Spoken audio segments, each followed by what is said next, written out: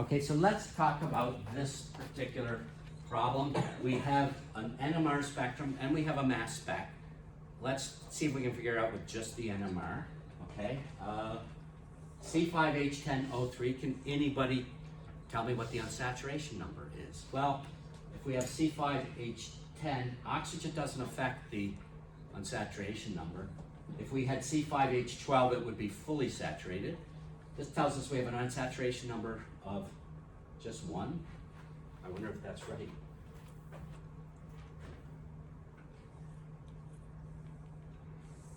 Oops, no.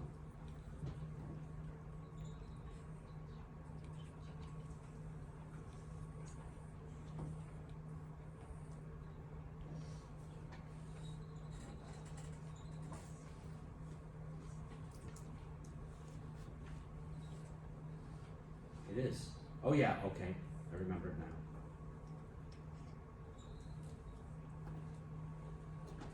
There, we got the solution. But let's go ahead and figure this out.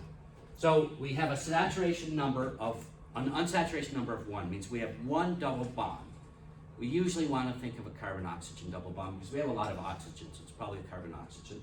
And we see that we have an integration for 1, an integration for 2, and 2 integrations for 3. Okay? And it says there is 1 proton that does not appear in the HNMR. It is exchangeable. We talked a little bit about that. It's somewhere in the notes. What does an exchangeable proton mean?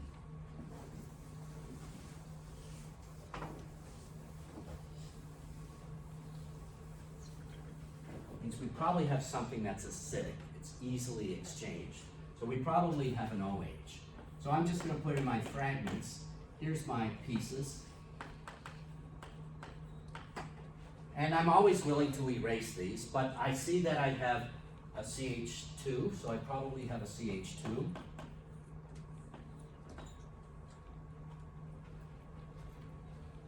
I have a CH.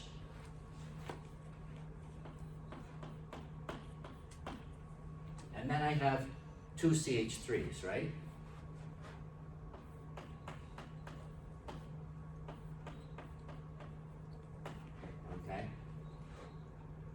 That's all. Oh, and I have a couple of oxygens left over. I don't know what they are yet.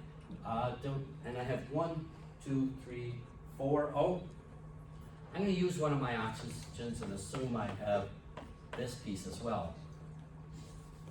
And in fact, if I take a look down here, wow, I have things way out by 4. What does that tell me? That tells me I probably have things attached to an oxygen. So I'm going to take my other oxygen and I'm going to put it there. I think I've done a pretty good job of probably getting my pieces. This doesn't look so good because we have a CH3 group. If we take a look at our CH3 groups, we see, we go down here and we look really close. This is a doublet. What does that mean? It means it's attached to something that only has 1 hydrogen on it. Do I have any pieces that have only 1 hydrogen on it? So I can put those 2 together, can't I? So let's put those 2 together. I have a CH3, CH. I put, this is CH3. So I put those 2 together. I can take them from my single piece to my double piece. I also have a CH3. That's a triplet. What does that tell me, the fact that it's a triplet? Must be bonded to a CH2. So I can take this CH3 and this CH2. I also have this CH3, CH2. I got rid of that CH3. Look at that. I have all the pieces I need. I just now have to figure out how they hook together. Okay? I'm going to go out and I'm going to look out here and I see that my one with a single has a quartet. This is a quartet, okay? can't be bonded to anything else. So what's it bonded to? Oh, maybe it has that OH here. Okay.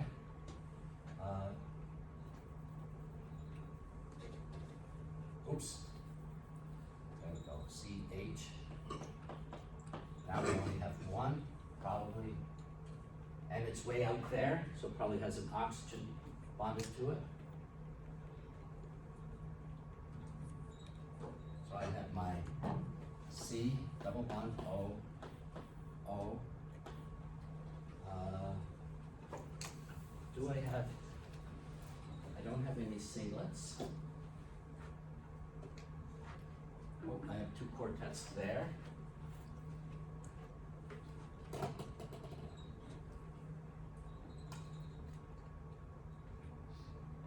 Take a look, we have an ethyl group on an oxygen. Ah, there we go.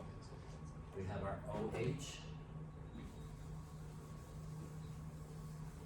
So we have our CH3, CH2, and that CH2, that's a triplet, is bonded to an oxygen, bonded to a carbon.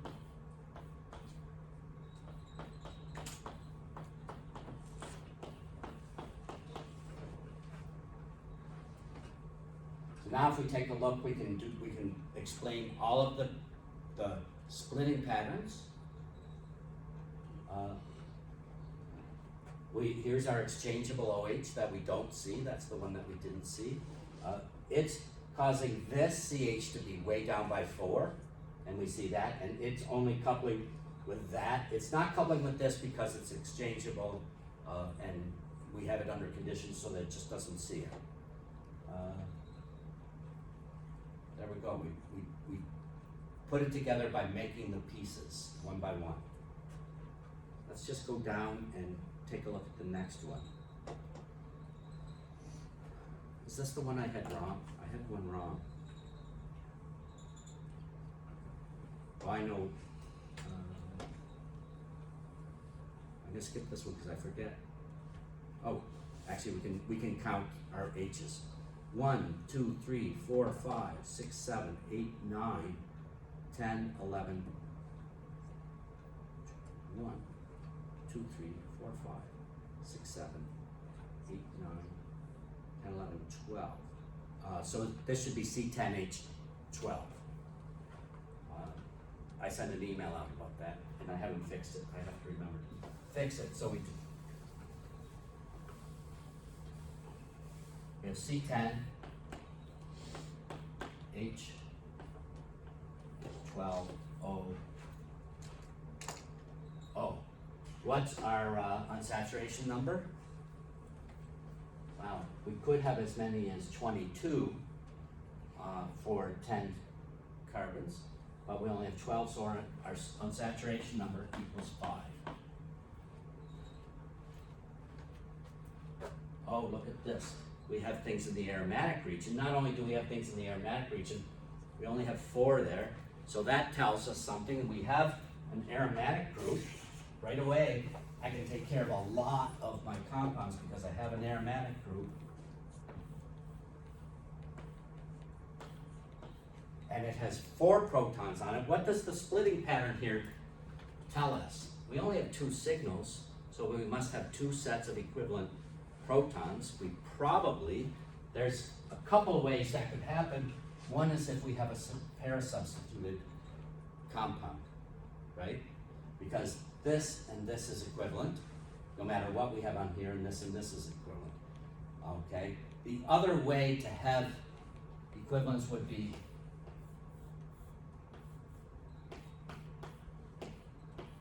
these would have to be the same, these 2 would be equivalent, these 2 would be equivalent. That's an unlikely probability, so we're going to go with this probability for now. That's taking care of a bunch of them. What else do we have? We have CH3, CH2, CH2. We have a CH3, CH2, CH2. We have a CH way out here. That is very revealing. Does anybody know what this is? Aldehyde? It is an aldehyde, that's right, because it's at 10. That's nice, that takes care of a lot of things. There's our CH1. Because it's an aldehyde, it's very easy to pick out. So now all we have to do is put these things together. We'll take a look and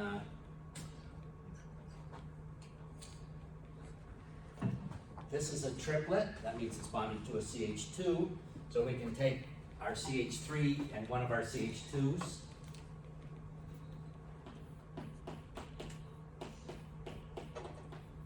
That makes that a triplet. I got rid of the CH3, one of the CH2s. I take a look over here. One of my CH2s just is a triplet, right? That means it must have a CH2 next to it. So I'm going to do this.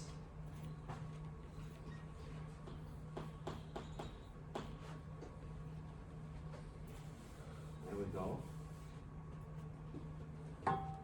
What's this going to be? It's going to be it's going to be 6 peaks. And if we take a look up here, if we look really close, we can't really see it, but that's probably 6. So we've taken care of that. Oh, we've taken care of everything. And all we have left is this. We only have 3 jigsaw pieces now. This only has 1 linkage. And that only has 1 linkage. So probably we have this.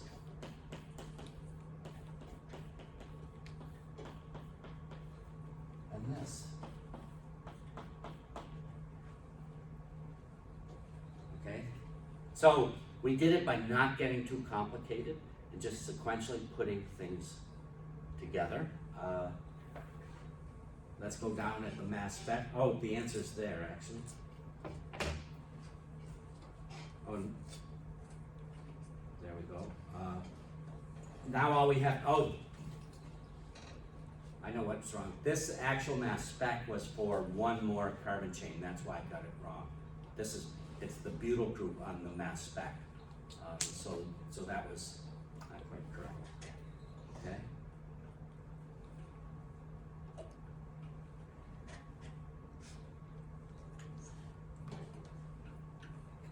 I guess I got the solutions.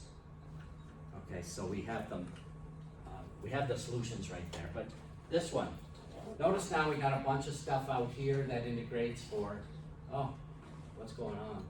I didn't say anything about this here, so there must not be a peak, but we have a CH2, another CH, that's just an expansion of this, okay? So we have CH2 group.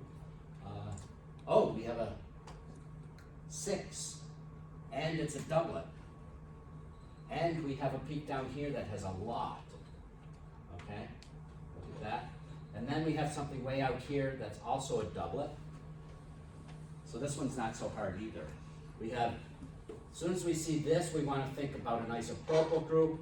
Here, we can take a look, and if we count 1, 2, 3, 4, 5, 6, 7, 8, 9, that tells us that we have a CH that's coupled by 6, and again, 7, 8, because we have 9 peaks there.